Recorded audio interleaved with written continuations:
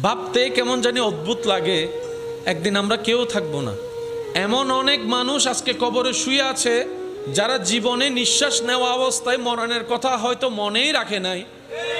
আজকে মরণ তাদেরকে এমনভাবে আলিঙ্গন করেছে, টেনে হিস্ট্রে মাটির নিচে নিয়ে গিয়েছে। তাও নিজের হাতে মাটি তাদেরকে টানে নাই, নিজের আপন সেই ব্যক্তিদের হাতে তার লাশটা আজকে মাটির মধ্যে শুয়ে আছে।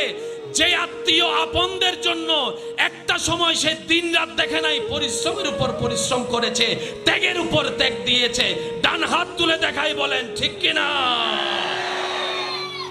আজকে সেই আপনরা তাকে ঘরে রাখে। আপনি আসরের সময় মৃত্যুবরণ করেন, এশার হতে না হতে আপনার জানাজা।